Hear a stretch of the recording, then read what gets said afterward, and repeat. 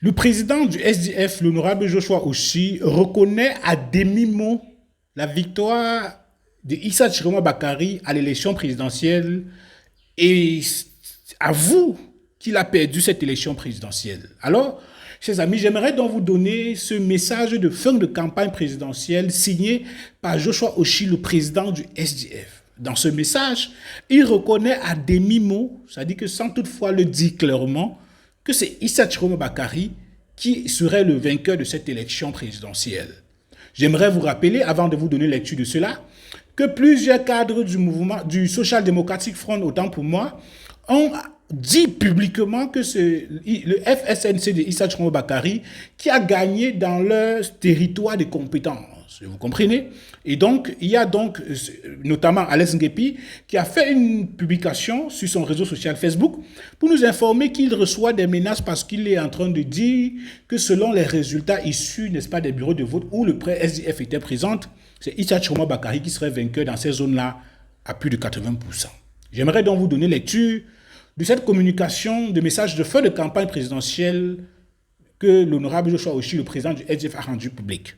S'il vous plaît, mettez le geste qui motive, likez la vidéo, je vous en prie. Ça fait plaisir. Merci beaucoup. Message de campagne présidentielle 2025 signé le 14 octobre 2025. Chers Camerounaises, chers Camerounais, je souhaite exprimer ma profonde gratitude à toutes celles et tous ceux qui, au cours de ces 3 dernières années, ont travaillé sans relâche pour concevoir et porter un projet alternatif pour notre cher pays. Votre engagement, votre dévouement et votre foi en un Cameroun meilleur ont été pour moi une source de force et d'inspiration tout au long de ce parcours.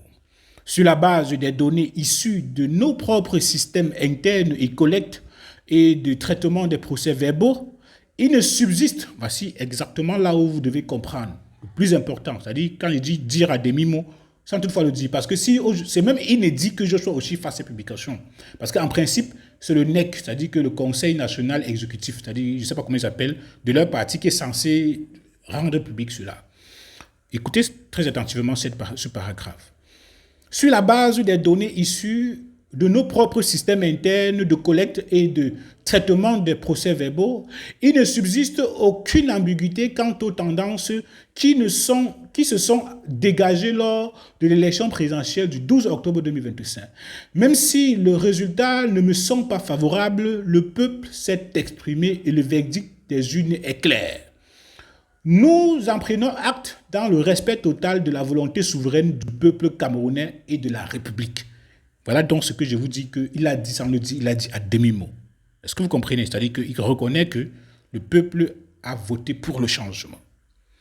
Notre projet proposait, entre autres priorités, la digitalisation complète de l'administration publique camerounaise afin que plus jamais une élection ne nécessite plusieurs semaines avant la publication de ses résultats. Cette vision demeure plus que jamais pertinente pour la transparence, l'efficacité et la redevabilité au service des citoyens. Conformément à la loi, les irrégularités et cas de fraude constatés au cours du processus seront soumis au Conseil constitutionnel. Nous faisons confiance à cette haute institution pour examiner ces faits avec la rigueur, l'impartialité et l'indépendance que commande la démocratie.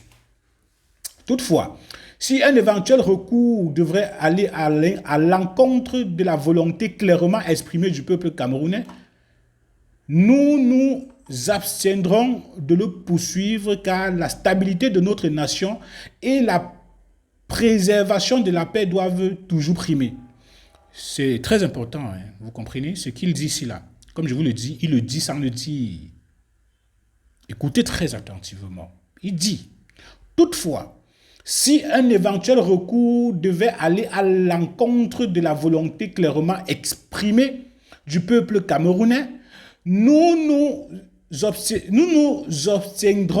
abstiendrons, autant pour moi, de le poursuivre car la stabilité de notre nation et la préservation de la paix doivent toujours primer. Dans l'attente de la conclusion de ce processus et dans l'esprit républicain qui nous a toujours guidés, j'espère que le Conseil constitutionnel proclamera les résultats finaux fidèlement tels qu'exprimés par le peuple et sans parti pris. Une fois cette étape achevée, j'appellerai le vainqueur pour le féliciter et lui souhaiter plein succès dans sa mission. Mon vœu le plus cher est que cette victoire soit mise au service du Camerounais ordinaire.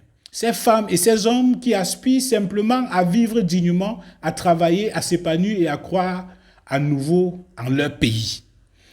Car au-delà des partis et des candidats, c'est le Cameroun qui doit sortir vainqueur de cette élection. Vive notre démocratie, vive le Cameroun, signé Joshua Oshi. Moi, personnellement, j'avoue que cette déclaration, mais cette publication, cette communication du SDF me surprend. Moi, j'avoue, hein, c'est inédit. Et il faut reconnaître que Joshua Oshi a pris beaucoup de grandeur en rendant public cela.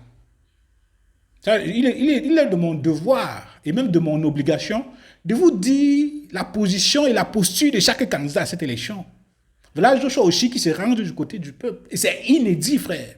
C'est-à-dire que Joshua Oshi, même si tu as toujours eu à avoir des choses, nous pouvons, c'est-à-dire que le peuple peut te pardonner. Et vous êtes d'accord certainement avec moi. Parce que là, c'est salutaire. Il faut saluer cette sortie de Joshua Oshi. Il a dit clairement, il faudrait que le processus soit respecté et que la volonté populaire soit respectée. Et que si la volonté populaire n'est pas respectée, il arrêterait donc et il dira non. C'est-à-dire que nous nous abstiendrons de le poursuivre car la stabilité de notre nation et la préservation de la paix doivent toujours primer. C'est-à-dire que ceux qui ont l'intention de dire que le peuple n'a pas gagné là, la stabilité, la préservation de la paix doit toujours primer, surtout. Vous comprenez ce que Joshua Oshi dit? Il faudrait le féliciter. Vous devez partager cela. Parce que partager, c'est le SDF qui parle. Le SDF qu'on a toujours tiré sur eux là. Les voilà qui ont pris position clairement.